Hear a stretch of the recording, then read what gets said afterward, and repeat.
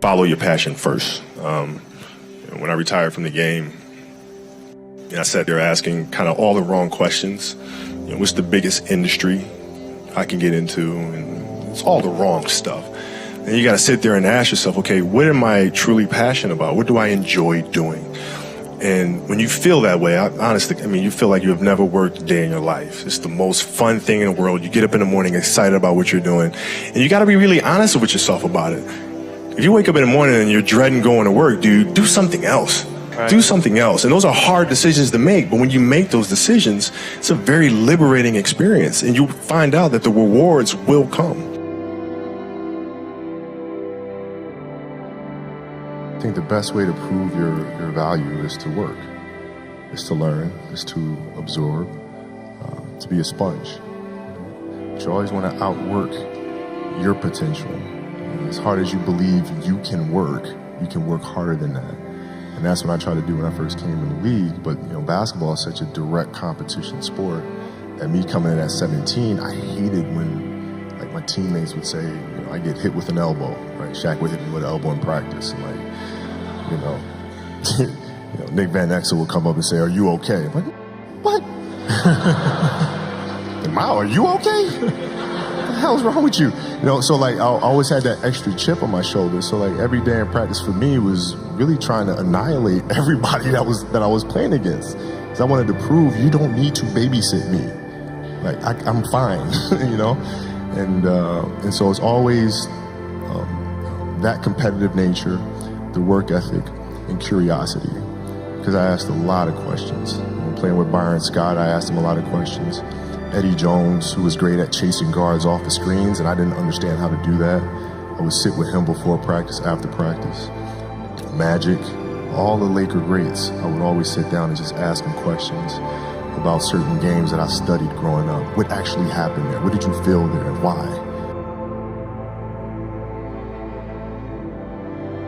We were playing against the Lakers, Tom, and we were out here in LA. So the game was at 7. I was like, you know what? I'm gonna come to the Staples Center because we're playing. This is when the Lakers had Kobe and Shaq. Okay, this is like the championship Lakers.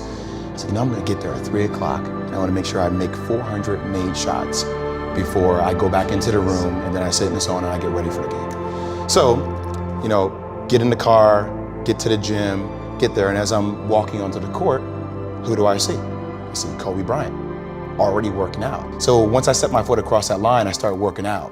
And so I worked out for a good hour and a half. And when I came off, after I was done, I sat down, and of course I still heard the ball bouncing.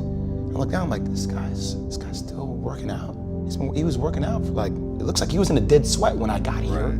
And he's still going. And it's not like his moves are nonchalant or lazy. He's doing game moves. I sit there and I unlace my shoes. I'm like, I want to see how long this goes. So I sit out there and watch 25 minutes. And he got done. I said, okay, I think I've seen enough. Go play, come back, get in the sauna, get ready for the game. That game, he drops 40 on us, okay? And after the game is over, I'm like, I have to ask this guy. I have to understand, why he works like that. Right. So after the game is over, I'm like, hey, Kobe, why were you in the gym for so long? He's like, because I saw you come in. And I wanted you to know that it doesn't matter how hard you work, that I'm willing to work harder than you.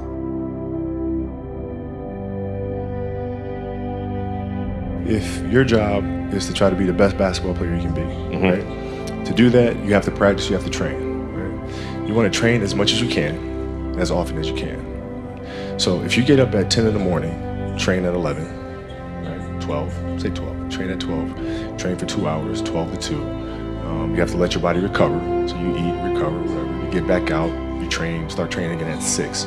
Train from 6 to 8, right? And now you go home, you shower, you eat dinner, you go to bed, you wake up, you do it again, right? Those are 2 sessions.